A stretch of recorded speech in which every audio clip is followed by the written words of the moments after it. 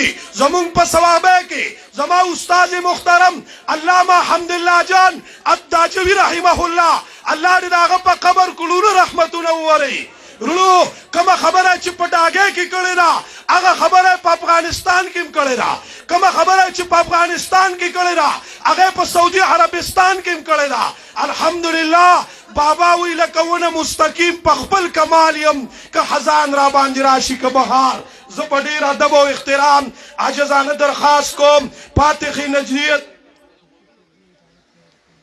خاجي ها ٹھیک ته جی مونږه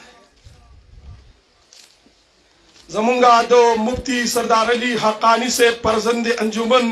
جناب محمد سعد معاویہ سردار سے اغی تخواست کم چراشی او استاذ المناظرین فاتح نجدیت علامہ مفتی ندیم محمودی سے بلا دعوت ورکی پخپلو الفاظوں کی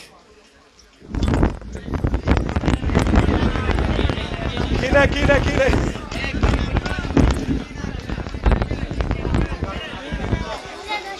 ماشاءاللہ جزاکم اللہ بارک اللہ زما عزت مندو نن زمو او استاذ مشر مناظر اسلام خطیب اسلام ضلع پشاور حضرت العلامہ مولانا مفتی ندیم المحمودی صاحب دامت برکاتهم چې دا غته کیای کلام مفتی سے ار بیان کیوی چې ہاں سبحان اللہ سبحان اللہ نن ستاسو مخه داغه موجود دی بلا تاخیر ورکوم مناظر اسلام خطیب اسلام مرد مجاہد صوبہ رہنما جمعیت علماء اسلام حضرت العلامہ مولانا مفتی ندیم المحمودی صاحب دامت برکاتهم چې هغه راشي ستاسو مخه د چند گزارشات کی هغه نه مخکې د ناره جواب راکړي ناره تکبیر نر مولا پختون مولا ندیم مولا نر مولا پختون مولا مفتی ندیم المحمودی سے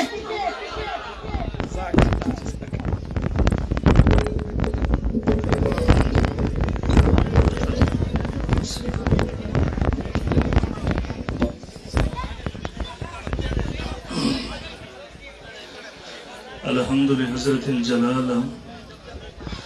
والصلاة والسلام على أفضل الرسالة وعلى آله وصحبه الذين هم أهل الفضل والعدالة أما بعد فأعوذ بالله من الشيطان الرجيم بسم الله الرحمن الرحيم ولا تقولوا لمن يقتل في سبيل الله أموات بل أحياء ولكن لا تشعرون وقال تعالى في مقام آخر يا أيها الذين آمنوا اتقوا الله حق تقاته ولا تموتن إلا وأنتم مسلمون وقال رسول الله صلى الله عليه وسلم الكيس من دان نفسه وعمل لما بعد الموت والعاجز من أتبع نفسه هواها وتمنى على الله اللهم صل على محمد عبدك ورسولك وصل على المؤمنين والمؤمنات والمسلمين والمسلمات انتہائی واجب الاحترام حضرات علماء کرام او د مسلک اهل سنت والجماعت سره تعلق لرونکو د دې علاقې ډېرو غیرتمندو په دې مین مسلمانانو ورونو زموږ ستاسو دغه نوې جلسه او اجتماع چې د خطیب العصر مجاهد ختم نبوت برادر مکرم حضرت مولانا مفتی سردار علی حقانی شهید نور الله مرقده په یاد کې او د خدماتو ته د خراج تحسین پیش کولو لپاره منعقد شوی دی محترمانو مخکې علماو تاسو ته بیانونه وکړل ما نه وروسته به علما تفصیلا قیمتي مدلل بیانونه تاسو ته کوي انشاءالله العزیز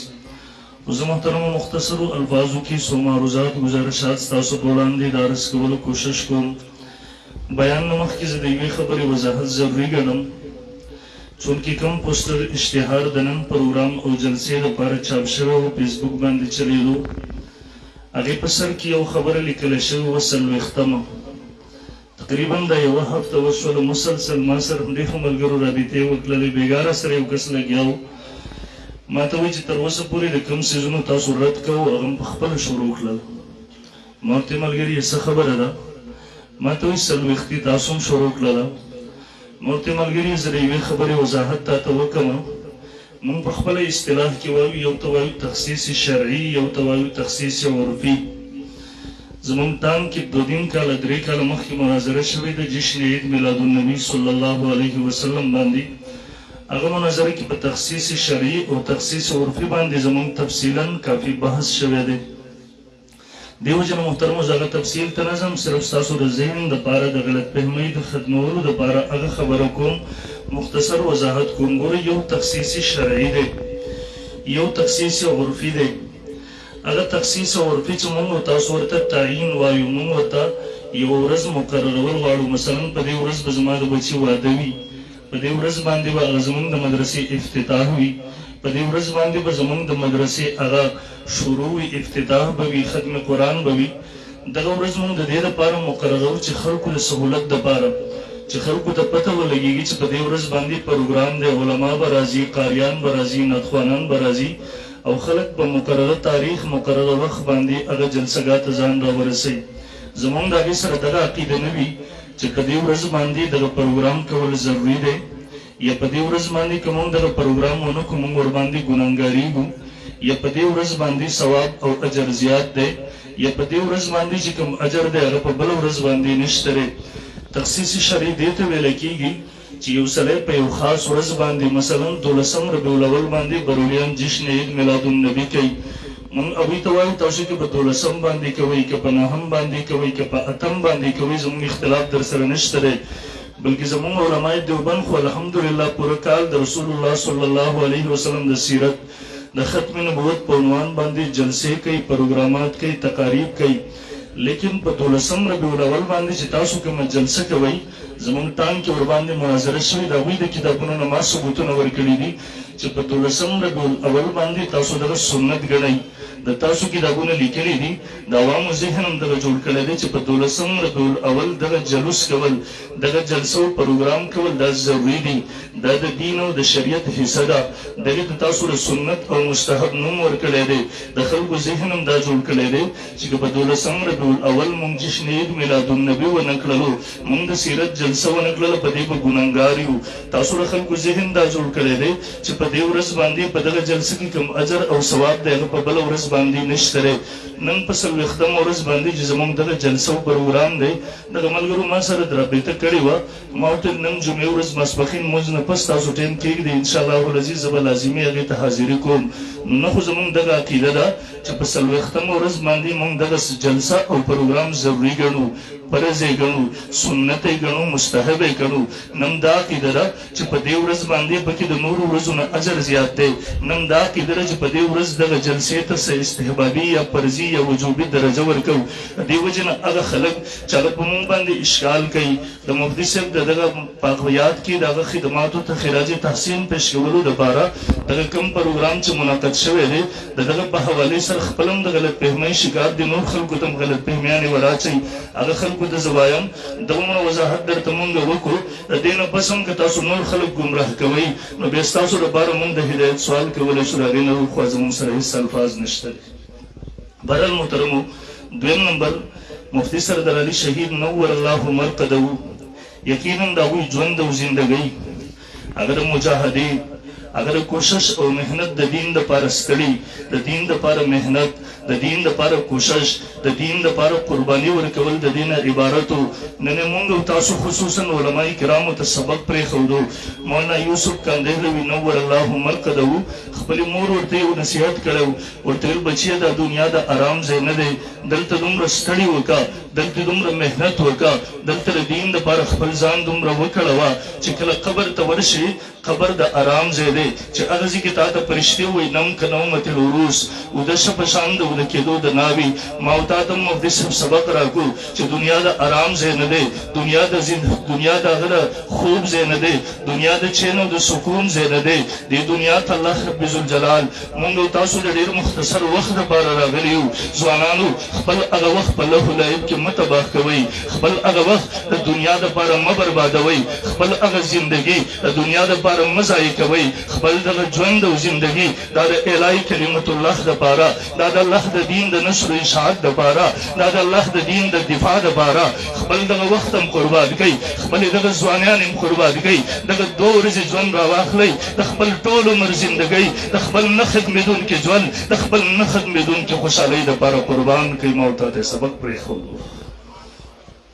او یقینا حق خبره کول محترمو نن سبا دور کې د مشکل کار وي لاسو کې اور نیول وي په دې وخت کې بیا د دین خبره کول او حق خبره کول په هغې ودرېدل خو یقینا زموږ کابرو همیشه موږ ته هم دغه سبق را پرېښی دی موږ ته یاد دی خپل تاریخ هم مخې ته دی مولانا محمد علي جلندري رحم الله هغه د علماء دیوبند سرخیلو د ختم نبوت د معاذ لوی مجاهدو هغه زمانه وه دلته قادیاني ته کافر ویل جرم و دلته هغه کفر نارې لګول جرم و دلته هغه خلاف جلسه و جلوس کول جرم و هغه زمانه کې زموږ اکابرو موږ ته سبق پرېښی و د علماء دیوبند دغه جرنیل سیند ته یو ځای ته بیان ته راغی یو پولیس افسر ورته په سټیج باندې کاغذ ورکو ورته ویې حضرت جي حالات خراب دي تاسو د قادیاني خلاف څه مه وایئ د قادیاني نامه په خپله خوله باندې مه راولئ مولانا جالندري جواب ورکوي ورته یې ولې نه راولمه دی ورته حالات خراب دي ورته حالات خراب دي بیا تاسو حالات کنټرول کوي که نه تاسو حالات نشئ کنټرولولی بیا تاسو د کوم مرض علاج یې هغه ورته نه جي موږ سره نفري رشته دی حالات زموږ د قابو نه بهر دي مولانا جالندري دنیا ته سبق پرېښودو مسجد یې پرېښودو سټیج ته راغی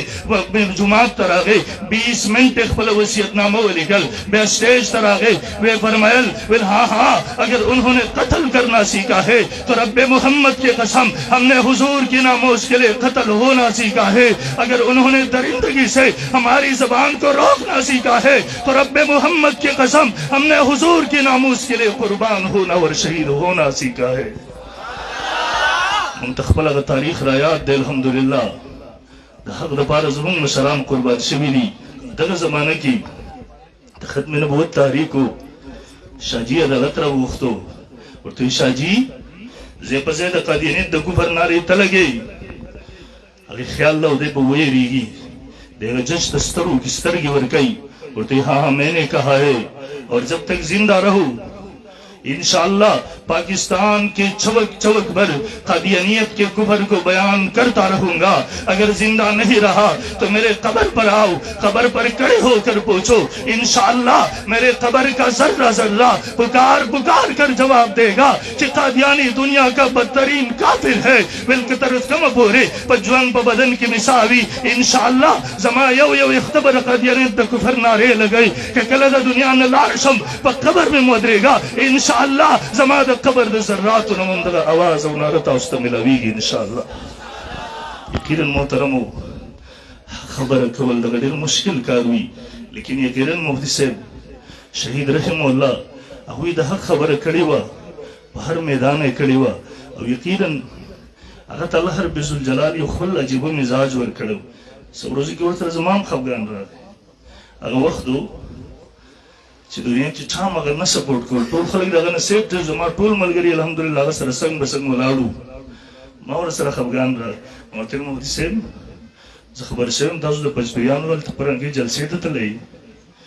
ما ته خپل وضاحت وکړو زه تللی وم او د دې وجوهاتو نه تللی وم انته به زه خیال ساتم پته راته نه وه ما ورته پلانکیسي کې ته ورغلی هغوی خپل پیج نه خبر ورکړی دی څو موقع هم دغسې راغلی ما چې ورته کله خبره کړې د ما ته انکار نه دی کړی البته اخره کې ورته ما یو خبره کړې وه دلته هغوی حسن صاحب هم موجود دی دغه نور ملګري دلته زموږ یو ملګری بشیر صاحب د درې موجود دی تقریبا څومره رمضان و 23 یا 24 د ده پسې کې زموږ افطاري وه دیو زور لګو ما ته وایي چې زموږ ځي ته به افطاري ته لازمي راځي ما ورته درځم به خو مفتي صاحب سره زما خفګان دی په دې خبره د پنجپیریانو په حوالې سره ما ورته وویل چې کلیپ ریکارډ کړي دیو ما ته وایي چې کلیپ به دې مونږ واخلو ورته به راځي ډاکټر صاحب موجود دی هغه پسې کې مونږ وو کوم یو ویډیو چلیږي ډاکټر صاحب د نیکه وفات شوی یو څوک وفات شوي زه هم دعا ته راغلی وم دی هم راغلی و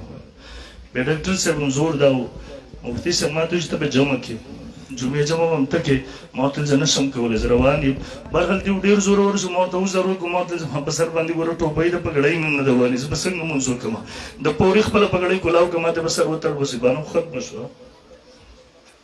هغسې کې بیا ورته ما وویله ما زما خبره دې یاده ده ما ته مړه دا ټول پنځپیرانو دنیا ډکه که والله که ستا اخدس د هغوی په سر باندې ورکوه دا ټول خفه کول ما ته مشکل دي ستا خفه کول ما ته دا ټول خفه کول ما ته آسان دي ستا خفه کول ما ته مشکل دي ما ته بې فکره اوسېږئ انشاءالله العزیز زه به هغه ویډیو کوم چې د پنځپیریانو په باره کې د علمای دیوبند کوم نظریه ده کومه فتوه ده چې پنځپیری سړی ګمراه دی اعتقادي بدعتي دی مستقل امام جوړولی مکروه تحریمي دی ما ته ویل انتظار وکړئ انشاءالله زما هغه ویډیو به راشي خو کاش ژوند وفا ونه کړه هغه پاتې شو دغه ورځ باندې دوی چې په کومه شپه باندې شهیدان شو تقریبا 3 دن زمان په دغه پټه وي جنوبي وزیرستان طرف ټانګ ډېر اسماعیل خان اخرنۍ جلسه ما لکه مروت کې وکړه تقریبا څه ټایم اوس فارغ شوم ما ته راولي شهادت خبر راورسېد چې سکرین ته وکړو په دغه ځای باندې تقریبا 2 بجې وې چې د شپې زم راتېر شو خو محترمو تاسو ته یو سبق پرېښودو د اختر ورځې وي دغه ورځې یقینا د چکرو ورځې وي دا ورځې د ملګرو سره د سیر او سیاحت ورځې وي دا ورځې د ګپ شپ د خوراک څښاک ورځې سړی ژوند په دغې کې تېر کړي لیکن هغه هم د ختم قرآن یوې جلسې وزیرستان ته تله واپس را روان و د الله په لاره کې و د ختم قرآن جلسه وه مسافر وو او بیا یو دغسې حادثاتي دغسې واقعه راځي د الله په لاره کې دغسې مظلومیت په حالت کې ځي چې پوره انسانان یې د ځان سره دردمن کړله پوره انسانان یې د ځان سره وجړول هغه خلک هم چې هغه مخالفین وو یقینا زما ذهن کې نه راځي چې هغوی هم زړه په دغه درد نه یې کړی قسم دی زه په ټوله لار باندې را روان وم تر سبا پورې زما هم دماغو کار نه کوو زما هم دغه زړه چې څومره درد کړی و یو الله په هغې باندې خبر دی قسم دی که په الفاظو کې بیانېدی شي محترمو ژوند او زندګي تېرېږي یقینا دی له چا سره وفا نه کوي دې بوډاګانو ته وګورئ ورته ژوند هم څنګه تېر شو خو محترمو دغه ژوند مه ضایع کوئ دا ژوند د الله د دین دپاره قربان کوي مخکې ژوند پرې قیمتي کوي دا 2 ورځې ژوند دی هغه لوی ژوند دپاره تیارې وکړئ دا 2 ورځې ژوند دی دغه د آخرت د دې 2 ورځې ژوند دپاره مه تباه کوئ مه خرابوئ او زه عموما ملګرو ته وایم زه ورته زموږ خو عقیده ده 3 څیزونه د الله د طرف نه مقرر دي موږ د عقیدې په کتاب کې وایو خپلو طلبو ته درس وکوو موږ ورته 3 څیزونه الله مقرر کړي دي اول نمبر وخت کم وخت به انسان ته مرګ راځي دویم نمبر ځای الله مقرر کړی کوم ځای کې به درته مرګ راځي دریم نمبر سبب د مرګ د سبب نه به راځي د هسپتال کې مري د بیمارۍ د وجې نه دته به رسکیان د وجې نه مرګ راځي دته به بل څه کې دا ټول رب ذوالجلال لیکلي دي انسان که ډېر زورور او طاقتور هم شي دغه څیز نشي بدلولی لیکن زه ملګرو ته وایم زه یم عالم سړی زما خپل مزاج دا دی شاید که زه خطا یم په دغې کې په غلطه یم د هر چا خپل مزاج وي زه ورته یم زه چې کله د عالم سړي په باره کې واورم چې په خپل عمر شو قسم دی زما زړه درد کوي ورباندې عالم سره مرګ دغسې خوند کوي چې په خپلو وینو کې سور د الله په لاره کې دی سور شي خپل رب ته به هغه حالت کې ورشي د په وینو کې سور وي بدن یې ټوکړې ټوکړې شوی رب ذوالجلاله دغه یو ژوند دې را کړی و هلته په وینو کې سور زموږ عقیده د شهید به راپاڅېږي په هغه حالت کې رب ذوالجلال ورنه تپوس کوي زما د دین دپاره دې دنیا کې څه کړی و دی ورته جواب ورکړي رب ذوالجلاله دغه یو ژوند او زندګي دې را کړې وه دا مې ستا د دین دپاره قربان کړې وه رب ذوالجلاله نن هم زما بدن په وینو باندې سور دی بچې مې یتیمان پرېښی و بیبي مې کونډه پرېښې وه رب ذوالجلاله خپل هغه ژوند او زندګي خپل آرام مې پرېښی و خپل هغه ژوند خواږه مې پرېښی و رب ذوالجلاله د زمانې د ظلم او جبر خلاف مې ناره بلنده کړې وه د زمانې ظلم او جبر ګریوان ته مې لاس وراچولی و رب ذوالجلاله کله مې شپه نه وکتلې کله مې ورځ نه وکتلې رب ذوالجلاله کله مې د بچو پروا نه وکړې کله مې د ښځې پروا نه وکړې رب ذوالجلاله نن په هغه حالت کې په وینو کې سور درته مخې ته راغلی یم ولاړ یم قسم دی که د دې نه بله ښه موقع وي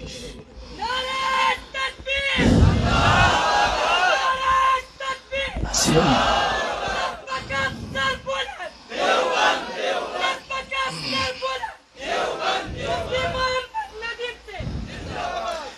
داسې هم دلته ختمېدل دی تګ دی زما خپله نظریه دا ده چې سړی الله ته ورځي په ښه نمبر ورشي ورته که په ښه نمبر ورته ورشي محترمو مفتي صاحب موږ او تاسو ته یو سبق پرېښودو یقینا دغه ژوند د جهد مسلسل نه عبارت و منډې ترلې شپه ورځ او د اخري کارونو کې د روژې کې ما سره څو ملګرو رابطه وکړه ټایم اخیستو ما ورته ویل روژې کې خو زما ترتیب دار زه خپلې ضلعې نه بهر نه وځم خپله ضلع کې ما هغه ځایونو ته ځم چې خاص ملګري وي روژې کې ما پول پروګرامونه بل کړي دي او یقینا د اکثرو مقررینو همدغسې وو یو مفتي ځای و چې هغه سوات ته هم رسېدو لکه مروت ته هم رسېدو روژې په خوله باندې هم په دغه حالت کې دغه ورځ وخت همدومره و الله رب ذوالجلال ورنه کار اخیستل غوښتل کله انسان دنیا کې ستړی شي محترمو الله رب ذوالجلال د آرام دپاره د خپل ځان ته وواړي او زما یقین دی چې انشاءالله العزیز رب ذوالجلال به د هغې استقبال کړی ورته به ویلي یا ایتها النفس المطمئنه ارجعي الى ربک راضیة مرضیه فادخلي فی عبادي وادخلي رب ورته ویلي مفتی سردار علي تا دنیا کې کړی هم وکتې تا جیل هم وکتو تا د خلکو خبرې هم واورېدې تا د خلکو مخالفتونه هم وکاته تا د خپلو پردو رویې هم وکتې اوس راځه فادخلي فی عبادي زه رب پخپله د تا استقبال کوم فادخلي فی عبادي نن زما په خاص بندګانو کې داخل شه وادخلي جنتي دا نه چې جنت ته داخل شه منم جنت ته داخله سعادت دی لیکن دا دومره لوی سعادت نه دی کم سعادت چې دا دی رب ذوالجلال به ورته انشاءالله ویلي فادخلي فی عبادي او بنده زما په خاص بندګانو کې داخل شه وادخلي جنتي او بنده زما په خاص جنت کې داخل شه انشاءالله محترمو دغه بچي دي دلته ماشومان یقینا دغه یو بچی ما نه مخکې راپاڅېدو دغه کې پوره دغه رنګ ښکارېږي انشاءالله العزیز دغه ځای به دغه خلاف به نشي پوره کېدی خو بهرحال دغه به دغه قایم مقام جوړېږي انشاءالله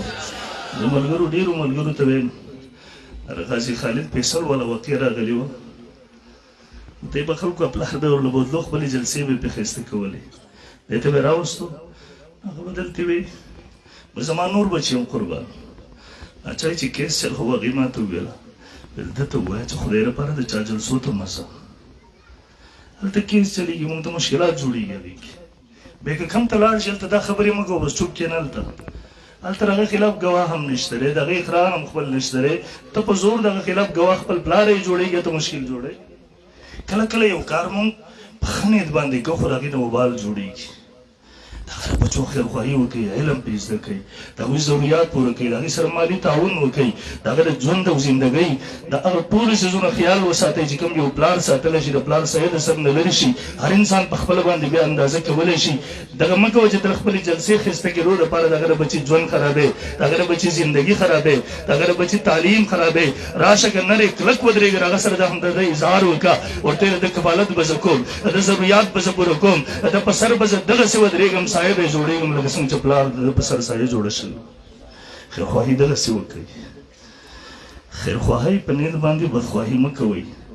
دعا د الله رب ذوالجلال د ټول خدمات په خپل دربار یې کې قبول او منظور وګرځي کله ژوند او زندګۍ کې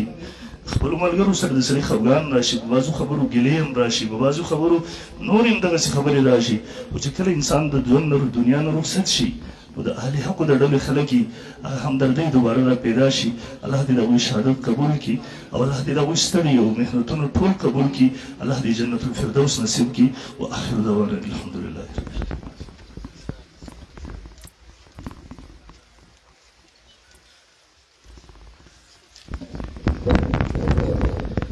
جزاك الله احسن الجزاء